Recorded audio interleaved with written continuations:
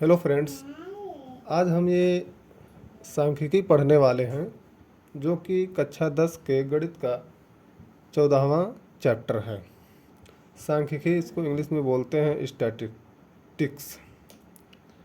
इसके अंतर्गत हम एक शब्द का इस्तेमाल बहुत ज़्यादा करेंगे जो कि है आंकड़े।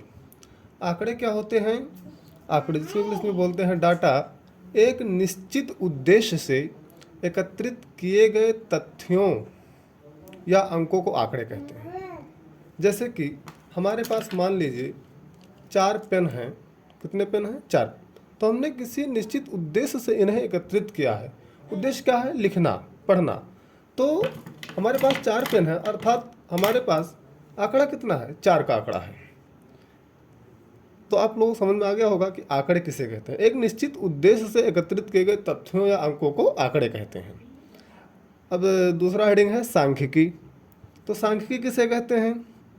गणित की वह शाखा जिसमें आंकड़ों का संग्रहण का मतलब उनको इकट्ठा करना, प्रदर्शन अर्थात उनका प्रदर्शन करना, वर्गीकरण उनके गुणों के आधार पर उनको वर्गीकृत करना और उसके गुणों का आकलन का अध्ययन करना ही क्या कहलाता है? सांख्यिकी कहलाता है।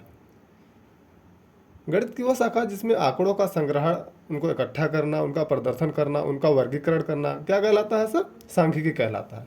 केंद्रीय प्रवृत्ति की माप, इसके अंतर्गत 3 चीज़ें आती हैं। पहला है माध्य, दूसरा है मध्यिका और तीसरा है बहुलक। माध्य मतलब मीन, मध्यिका मतलब मीडियन तथा बहुलक मतलब मोड होता है। ठीक, इस पूरे चैप्टर के अंतर्गत हम यही चीज़ पढ़ने वाले हैं। माध्य, मध्यिका, बहुलक। वर्गीकृत आंकड़ों का माध्य ये क्या होता है?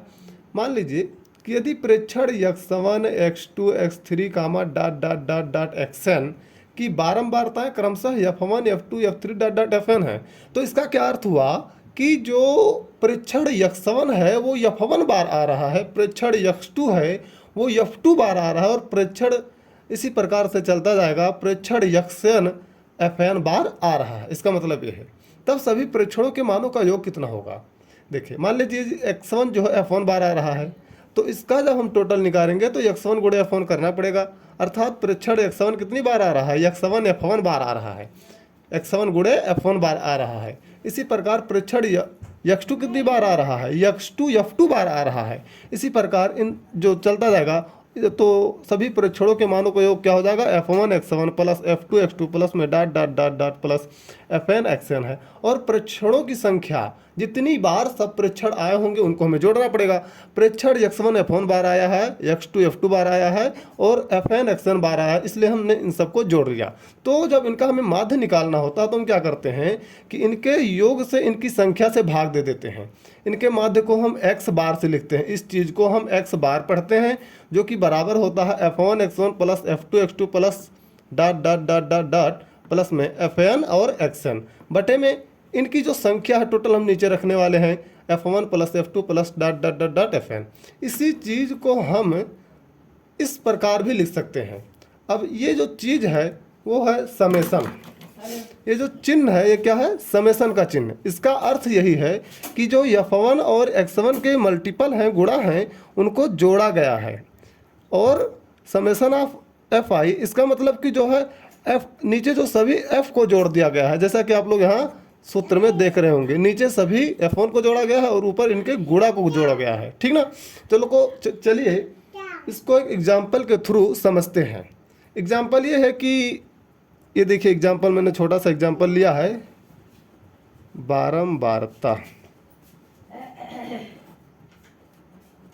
प्रेक्षण 10 की बारंबारता 3 है, 15 की बारंबारता 2 है, 18 की बारंबारता 4 है। ये हमको क्वेश्चन दे दिया गया। अब इसको हल करना है। तो हल करने के लिए हम क्या करेंगे? प्रेक्षण लिखेंगे इधर, जिसको लिखते हैं हम xi से, बारंबारता को fi से, और इनका मल्टीपल यहाँ निकालेंगे क्योंकि फार्मूले में ऊपर जो है इसका मल्टीपल ही है। तो जब 10 का गुणा 3 से करेंगे तो हो जाएगा 10 तियाँ 30। 15 का गुणा 2 से करेंगे तो हो जाएगा 15 दूना 30। और 18 का गुणा जब 4 से करेंगे तो 18 चौक 72। अब हमें क्या करना है कि जो fi xi इनको जोड़ना पड़ेगा। मतलब ये जो गुणा करने के बाद आए हैं सब, हमें इन सबको जोड़ना है। तो 30 दूना 60 और 72 जब हम जोड़ेंगे तो ये हो जाएगा 132। टोटल हो जाएगा 32, और नीचे इसके फार्मूले में जो कि बारंबारता है उसको भी जोड़ा गया है, तो बारंबारता को भी जोड़ लिया जाए तो 3 2 5 और 4 9, तो ये नीचे 9 हो गया। अर्थात जब हम इसका माध्य निकालेंगे, माध्य एक्स बार बराबर summation of F I X I बटा में summation of F I, summation का मतलब जोड़ होता है, ठीक। एक्स बार बराबर, अब इसका जो हमने जोड़ निकाला summation of F I X I, यहाँ आप लोग देख लीजिए, वो है 132 बटे में समेसन ऑफ एफ आई जो कि बराबर है 9, इसको 3 से काट दीजिए तो ये कटेगा 44 बार में। X bar is equal to 44 बटा में 3, यही चीज़ बराबर 14.667, ये हो जाएगा इसका आंसर। तो आई थिंक आप लोगों को अच्छे से समझ में आया होगा।